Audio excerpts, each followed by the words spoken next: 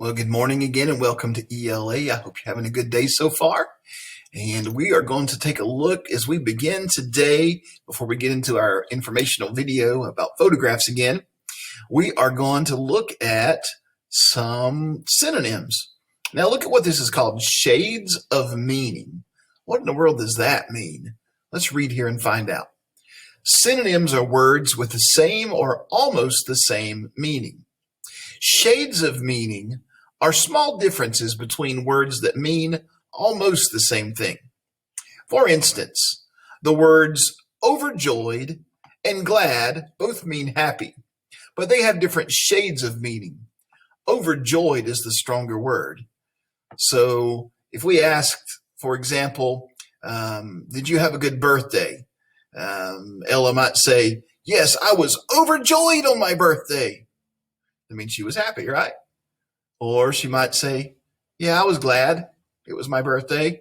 That doesn't have quite the same meaning, does it? So even though they both mean happy, there's shades of meaning. There's different levels of meaning within those synonyms. So let's take a look at these examples over here. I ate everything on my plate. I devoured everything on my plate. Which one do you think has the stronger meaning? Devoured, right? So you can just eat something, but if you're really hungry and you haven't eaten all day, you might devour it. You might they mean the same thing, but this one has a stronger meaning, the word devoured. Look at these down here. When I heard the news, I was beaming. When I heard the news, I was smiling. So beaming has a stronger meaning.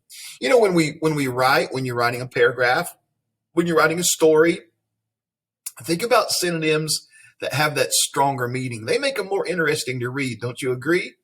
The words like devoured instead of just ate.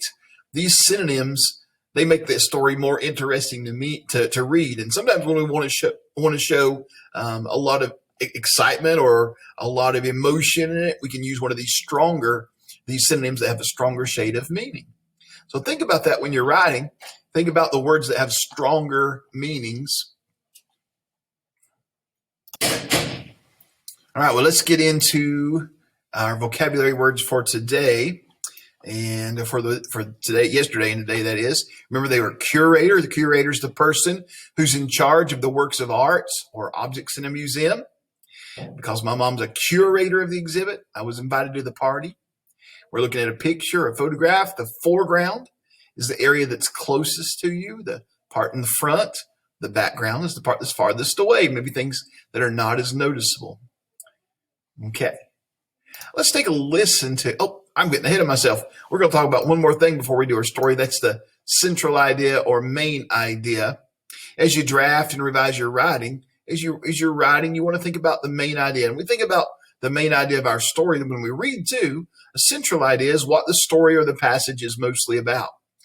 And so whether you're the author and you're writing a story, you've got to stick to your main idea, or whether you're reading a story, you got to find that main idea to help you understand the story. What would you say the main idea of our story or informational video is that we watched? How can old photographs take us back in time? What's it called? I forget. How photos take us back in time? That's it. I was close. What's the main idea? What's that photos have a lot of meaning? Photographs have a lot of meaning, and we can look at photographs and learn a lot about the past. It's kind of the main idea. So some things we can ask ourselves as we write, making sure we're staying around our main idea is my central idea clear? Can the reader easily determine what your story is about? What words and phrases show my central idea? Did you put it in the first sentence? Did you tell the reader what you're going to be writing about? Is there details in your story that make your central idea very clear? Can I use more specific words and phrases to show my central idea? And do I use details? I tell you, that's the main thing when you're writing a paragraph, or if I ask you to type a paragraph or something, do you have a bunch of details? Because we get lazy when we write. We don't want to write too much. So we'll just say, if I said, tell me about your birthday party, you could just write, my birthday party was good. Well, that's not got any details. Why was it good? Tell me if the main idea was your birthday party, then tell me some details about your birthday party. Tell me some words and phrases that show how your birthday party went. Can you use specific words, maybe birthday cake or things that were birthday words that we use? Maybe you could use some adjectives to describe your birthday cake.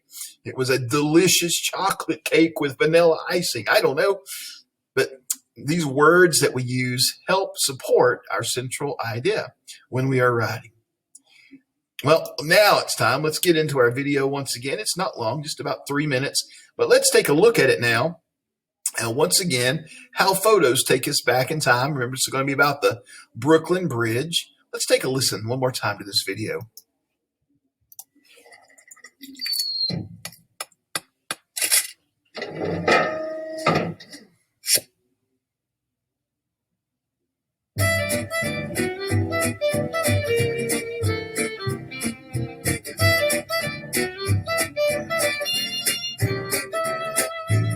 Hello, my name is Kira. I'm 12 years old and I live in Brooklyn. Hi, I'm Jeff. I am the curator of photographs at the Metropolitan Museum, and I live in Manhattan. So what are we looking at? What's this photograph of? It's a picture of a Brooklyn Bridge. Where was it? Where do you think it was made from? Was it made from Manhattan, from Brooklyn? What do you think? Well, based off of the angle of the photo, I think it was taken maybe on the dock. Well, I think it's in Manhattan, though. I find it interesting how there are still some boats there, even though the bridge was built, so that wouldn't be the main transportation to get across from Manhattan to Brooklyn. Yeah. Or vice versa. You know, what I like is that the piers that hold the cables and the cables which hold the bridge are like framing with the river itself the boats, the sailboats. And it's almost like, it's like saying, this bridge is doing all of that. It's holding on to all of that, but it's carrying people across it in the air from one place to another. Anyway, I love Brooklyn Bridge, and I'm so glad to talk about it with you.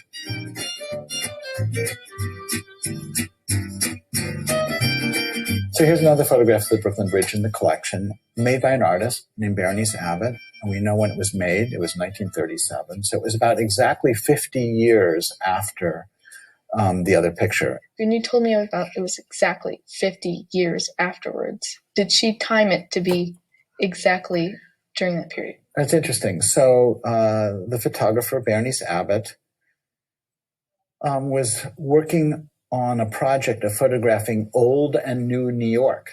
And she certainly knew that the Brooklyn Bridge was 50 years old when she made this picture.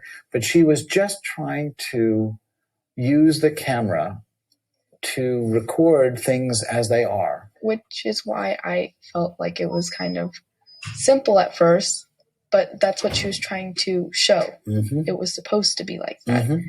And I kind of feel like I could walk up and participate in this scene. I feel like I'm walking around New York City in the 1930s. In photography, it brings people back in time in a very nice way. Is that why she would like to take photos of something as it is, as if she was like building her own city in a way, adding pictures of buildings and not putting extra details or more props in the area? Yes, I think that's exactly right. And I think that in this photograph, I think she's basically saying that the stuff in the foreground is changing. And what's nice is that in the background, the bridge isn't. So the bridge would kind of be still a reminder of, look, this is still here. We're in New York, right? But everything around it is changing. And will change. Yes. So if someone were to take a photo like this, it could say, oh, look, it's a different time, but it's still in the same place. I'm Kira, and I'm reporting from the Metropolitan Museum of Art.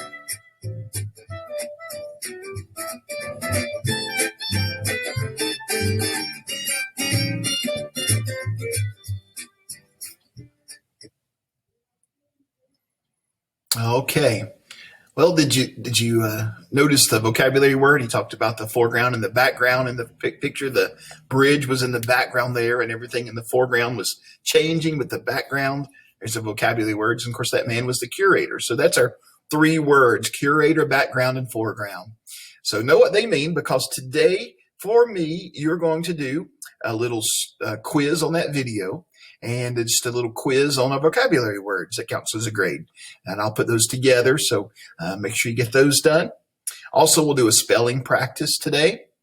And finally, we'll do 5 more sentences that you have to type correctly. Make sure you put the capital letter and punctuation in them. Okay? All right. Well, I'll let you get to work, and we'll talk to you tomorrow.